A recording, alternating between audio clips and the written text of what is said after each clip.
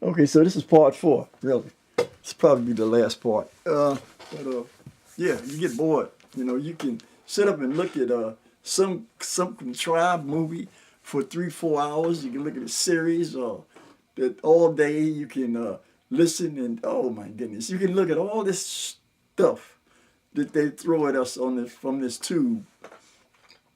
But you get bored when you hear the truth. So that's why I try to keep them like in a 10, 15 minute thing, or even sometimes shorter.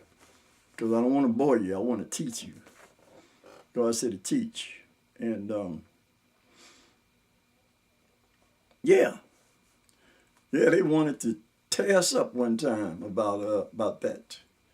Had phony people from over there in over or had phony Jews. I put it that way. Come up prophesizing, talking about we were false prophets and stuff. And I said, well, yeah, if y'all don't get out of our face, we'll show you what's happening. And mess around and get hit with the 7 thunders. And we don't even know what the 7 thunders is. And guess what? When God put the 7 thunders on this earth, man, I don't want to be around. I tell you that, I don't, unless he want me to be around. But hey, man, I'm scared of thunder. I remember that rolling thunder down in Tennessee, man, when I used to go to the window. And because I used to love to see it rain, man. Country rain, Tennessee. Oh, man, I used to love that. And we had the tin roof. And the rain be hitting the tin roof. Me and my brother and my second cousin, Joyce, she chaperoned us. Well, she was about 3, 4, maybe 5 years older than us. I don't think she was too much older, you know. Oh, Joyce, my second cousin, and then Grandma and Grandpa, you know. And man, I used to love to hear the rain hitting on the roof. And man, when that thunder rolled across the sky, oh my goodness. I used to stay there, but see, I knew lightning was coming afterwards. And man, that lightning would hit. Oh man. Hmm. God is awesome. He's awesome. He's awesome. And but like I said, things are going to change after a while. We see stuff going on now, man, that probably, and I saw this in, I think, 15, because I knew that something was going to change in the year 2016 for a simple reason, because of a part of Revelation. I knew 2016 was going to be a pain in the ass year. I can say that. Okay, I'll retract it. A pain in the rear end year. And it just turned out to be, really. 2016 really turned out to be a heck of a year. And here we go. We're in 17, 18, might make 19. But hey, this is what we got. Because see, prophecy is going to be fulfilled. Man can't stop prophecy from being fulfilled. I don't care who it is. Don't care what their denominations are. Don't care what their political aspirations or political affiliations. Don't care what their judicial affiliations are. Don't care what any affiliations they have. You know, whether they're in some old secret society, I don't care. Prophecy is going to be fulfilled. You know why? Because the word of God is true. Even though, they did a job on some of it. Because see, some of this thing is look like it's out of order. But God will show you. He will teach you his word. If you really meditate and want to find out what he is saying in that Bible, he'll teach you. He'll teach you.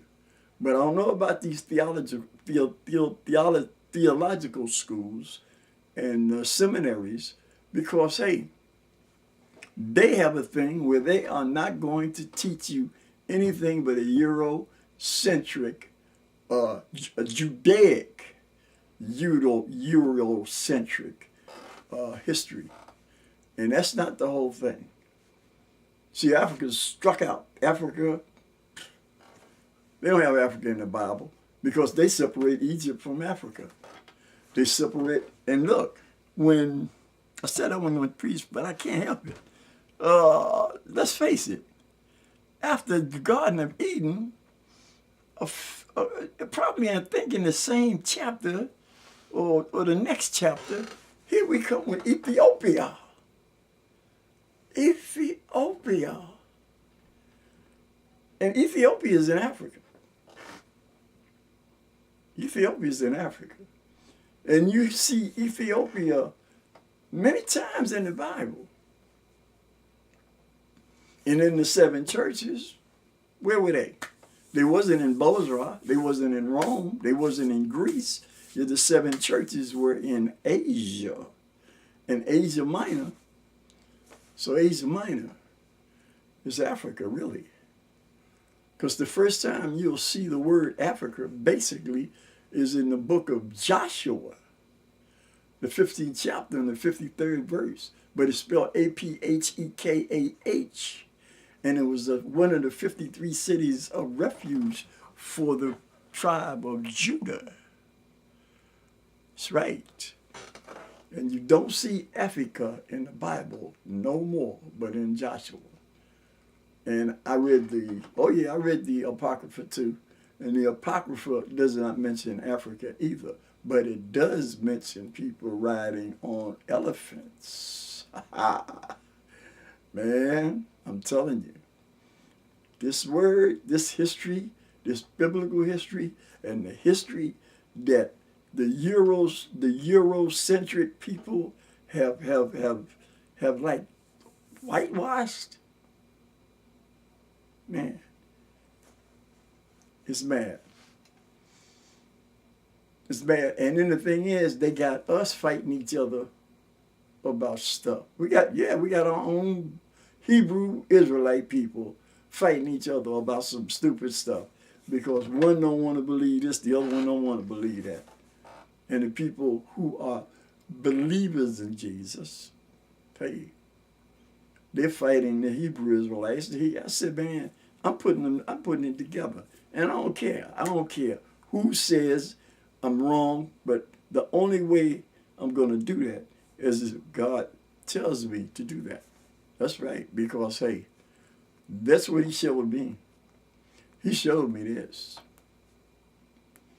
And see, that's not popular doctrine in a lot of churches. But I don't know.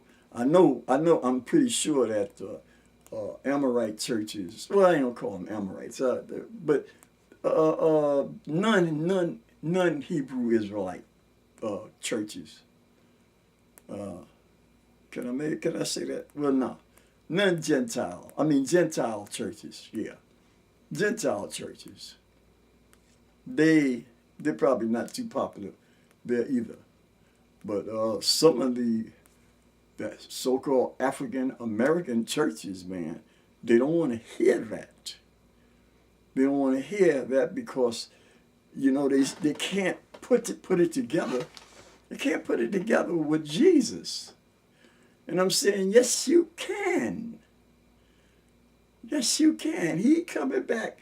He came. He said, I'm not going to the Gentiles to teach them, and I don't want you going.